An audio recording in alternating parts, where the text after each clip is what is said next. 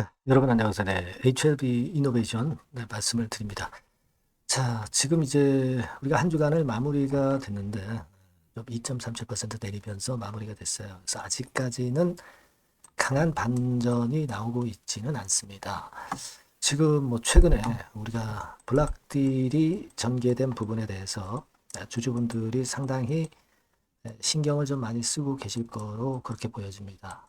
이 블락딜이라는 것이 사실 여러 가지 이유에서 발생할 수도 있는데, 그럼 HLB 이노베이션 같은 경우는 어떤 케이스로 블록딜이 진행됐을까, 이 부분을 한번 생각해 볼 필요가 있겠고요. 그리고 이제 두 번째로는 우리가 사모펀드에 좀 가격이 낮게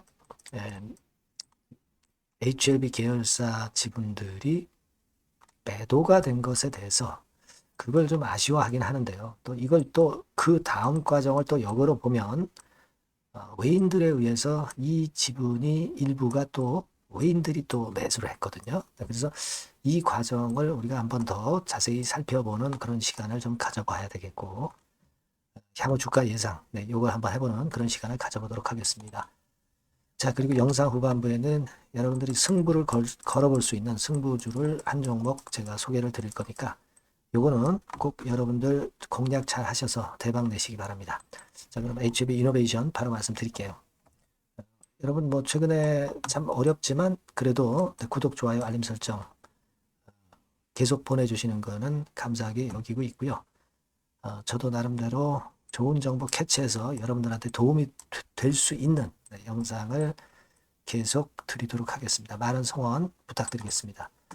자, 그럼 이노베이션인데 여러분 우리는 아직까지 지난 11월 26일에 HLB 특수관계인이 460만 주 매도를 하고 이걸 사모펀드에서 매수를 한 이 부분에 대해서 좀 퀘스천 마크로 두고 있는 상황입니다. 그죠? 자, 여러분 이 HLB 특수관계인들 중에서 그리고 가만히 보면은 한 가지 기업이 좀 눈에 띄기도 합니다. 아마 공시를 자세히 살펴보신 분들은 알고 계실 거라고 보여지는데요. 그거를 한번 살펴볼 필요가 있습니다. 에포케라는 회사가 있어요. 에포케라는 회사가 있습니다. 여기 이제 보시면 대량 보유 상황 보고서에서 세부 변동 내역을 보면 여기 있죠. 에포케라고 있습니다. 에포케. 여기도 같이 매도를 한 60만 주 정도 했던 부분입니다. 근데 이 에포케는 이 진회장이 100% 지분을 갖고 있는 그 기업이 바로 에포케입니다. HLB의 계열사이면서 HLB의 특수 관계인으로 지금 현재 묶여 있죠. HLB 그렇게 돼 있는 상황입니다. 근데 지금 현재 보면 여기도 이제 60만 주를 같이 매도를 했던 그런 부분이 이제 눈에 띕니다. 근데 이 에포케의 이 물량은 제가 볼 때는 과거에 1회차 시비를 HLB 이노베이션이 발행을 했을 때 이때 노마드 투자조합이라고 하는 곳이 1회차 시비 250억을 인수를 했었죠. 근데 이 노마드의 최대 주주가 바로 이 에포케입니다. 그죠? 제가 볼 때는 이 에포케의 이 60만 주 매도는 이 노마드가 받았던 그 시비, 그 시비를 주식으로 전환하면서 그 물량이 나온 것 정도로 우리가 생각하면 되지 않겠나. 그런 생각을 한번 해봅니다. 그러니까 이 FK에서도 60만 주 물량이 나온 것에 대해서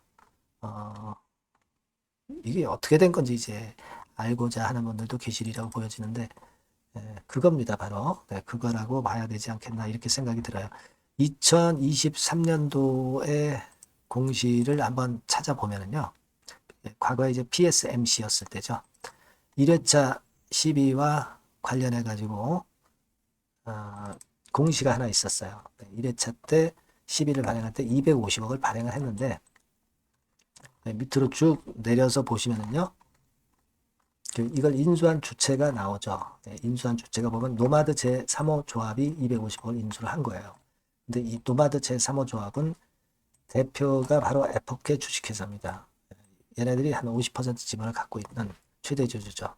그러니까 이 물량이 좀 나온 게 아니냐 이런 생각을 합니다. 그거는 뭐 전환 자체가 주식으로 전환되는 것은 당연한 거죠. 네, 당연한 거다. 네, 저는 좀 그렇게 판단이 되고요.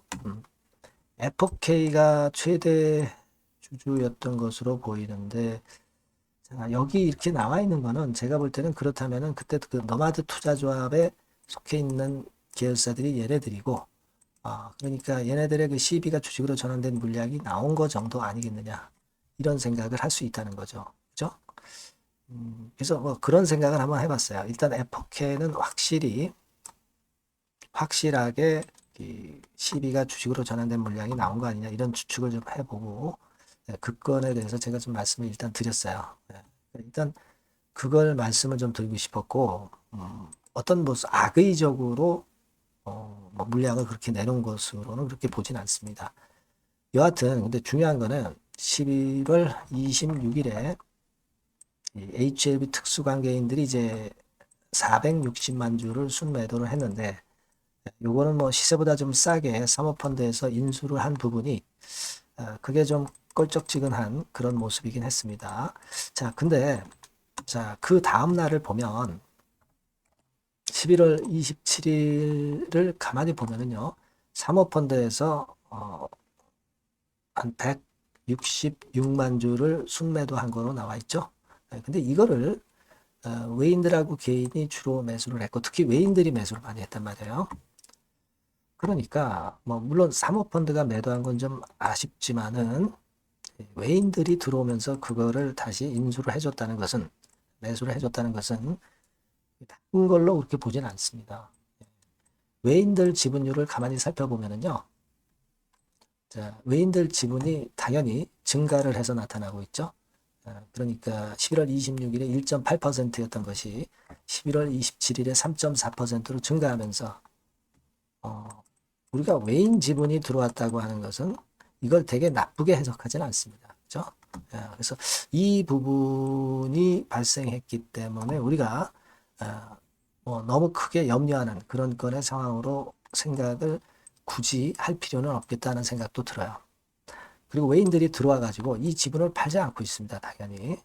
그래서 이 부분들을 한번 좀 생각해 보시라는 말씀을 드리고 싶고 이 외인 창구나 이 사모펀드 창구가 어디서 과연 들어왔는지 이거는 창구 동향이 블락딜 매매이기 때문에 공개가 안 돼요. 블락딜 매매하는 창구가 따로 있습니다. 그렇기 때문에 그 창구 동향으로 알 수는 없다는 얘기죠. 그거 좀 말씀을 좀 드리고 싶었다 이겁니다.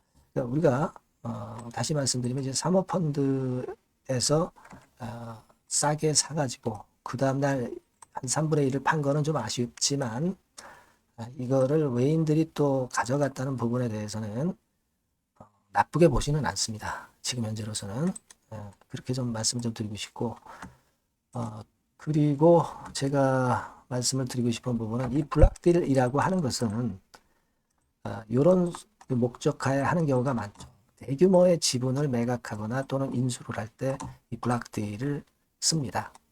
한 3, 4% 정도 지분이 왔다 갔다 한 거니까 이거와 관련해서 나중에 또 좋은 얘기가 안 나오리란 법은 없어요. 그죠? 그리고 두 번째로는 전략적인 파트너십, 합병 인수 같은 경우에도 이 블락딜을 쓰고요. 기관 투자자 뭐 포트폴리오 조정이라든가 이런 것들도 있을 수가 있는 부분입니다. 그러니까 지금 현재 모습이라면 HLB의 특수관계인들이 HLB 이노베이션이 베리스모 테라피틱스를 인수합병해가지고 이제 100% 자회사로 했는데 이 상황에서 이노베이션을 팔고 빠져나가는 매매를 했다.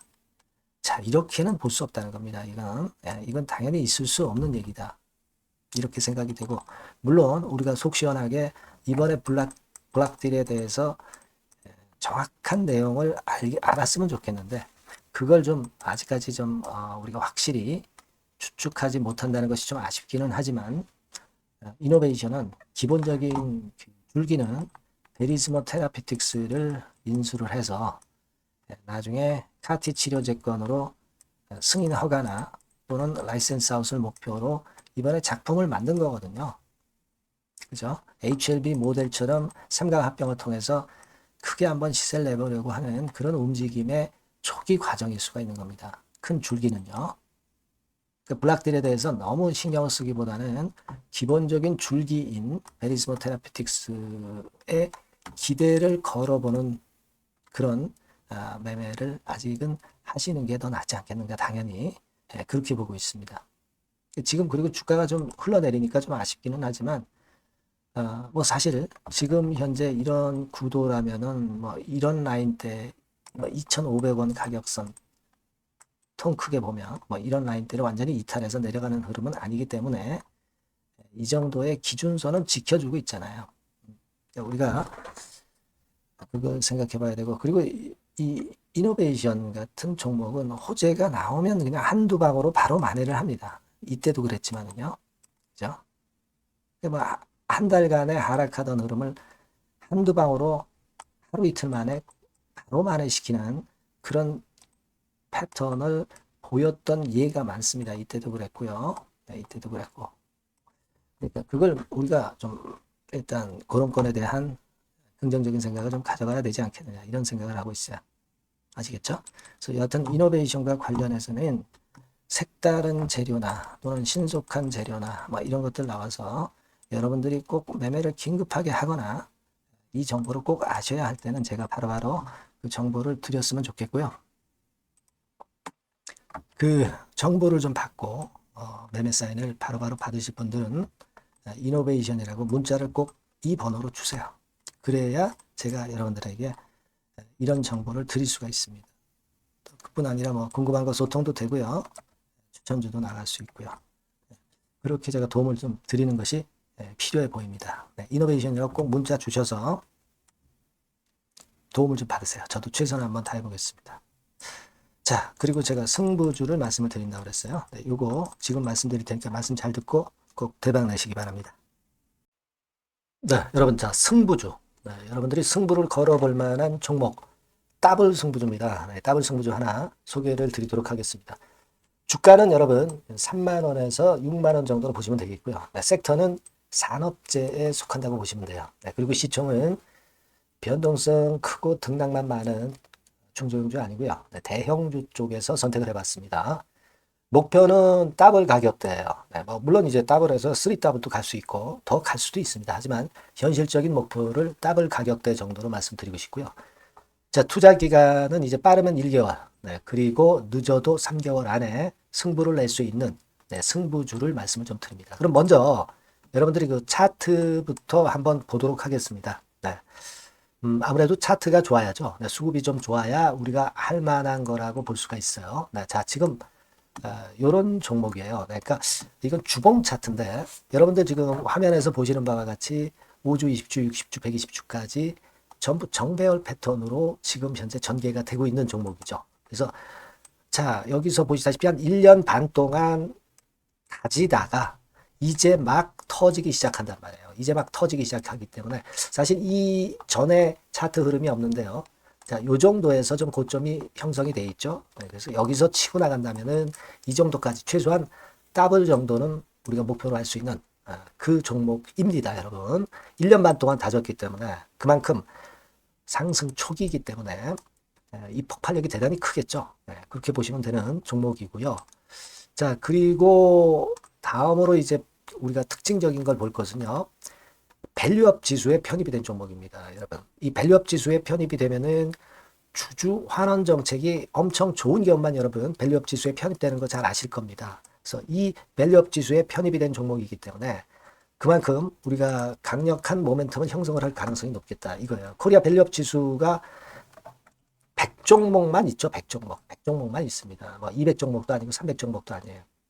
자, 그만큼 이런 기준에 적합한 그런 종목만을 밸류업 지수로 선정을 하기 때문에 이 밸류업 지수에 편입됐다는 것은 엄청난 모멘텀이 있다. 이렇게 보셔야 돼요. 자, 그리고 실적을 한번 볼까요? 실적을 한번 보면 자, 이렇게 돼 있어요, 여러분. 그러니까 이게 우리가 그냥 뭐 차트 좋고 괜찮다고 그래서 그냥 무조건 하는 게 아니라 실적도 점검을 해야 돼요. 영업이익이 작년 동기 대비해서 무려 한 60% 증가했어요. 그리고 누적을 해서 3분기까지 실적으로 본다면 누적 영업이익이 작년 3분기까지의 누적 영업이익의 더블입니다, 여러분. 더블. 100% 증가한 그런 종목이다. 그만큼 우리가 믿고 할 수 있는 종목이다. 네, 그렇게 볼 수 있겠죠, 여러분. 네, 그렇게 볼 수 있고요. 사실 지금 여러분 트럼프가 당선이 되면서 예전에 그 투자하신 분들은 잘 아실 거예요. 굴뚝주. 이 굴뚝주들이 더 각광을 받고 있어요, 여러분. 이 굴뚝주 쪽에 속한 종목이라고 보시면 돼요. 이제는 환율이 높고 하기 때문에 이 굴뚝주가 가능성이 좀 있고, 트럼프가 가만히 보면은 이 굴뚝주 쪽에 많이 그 정책을 뭐 밀고 나가는 그런 패턴이 있다 이거예요. 그러니까 트럼프 관련해서도 그 큰 줄기에 트럼프 정책 관련주라고도 볼 수가 있는 거예요, 여러분. 네. 그 부분이고요. 그 다음에 우리가 요거 한번 볼 필요가 있습니다. 해외 유사 기업하고 비교를 한번 해보니까 피어그룹, 해외 유사 기업과 이제 비교를 하는 거죠. 해외 평균이 이제 퍼가 한 21배, 그리고 PBR이 한 4.4배의 유사한 종목들의 흐름입니다.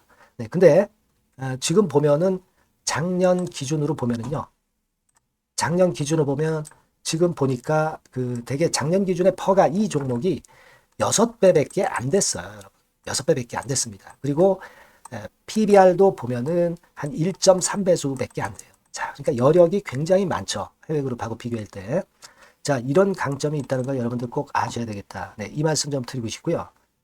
자, 그리고 요걸 한번 보실 필요가 있습니다. 이 종목이 최근 5년간에 걸쳐서 최고 퍼가 있었고 최고 PBR이 있었어요. 자, 퍼 40배 그리고 PBR 2배까지 날아갔던 종목입니다. 근데 작년 기준으로 해서 보니까 퍼가 6배밖에 안 됐고요. PBR은 1.3배밖에 안 됐어요. 그러니까 여력이 굉장히 있다. 네, 이 부분을 우리가 분명히 아실 수 있고 그럴 수 있는 부분입니다. 자, 요런 강점이 있는 종목이다 이런 얘기입니다. 네, 그러다 보니까 연기금과 외인이 쌍끌이 매집을 이제 막 시작해요, 여러분. 네, 외인은 이때부터 들어오기 시작했고 기관은 꾸준히 매수를 하면서 여기서 자 보세요.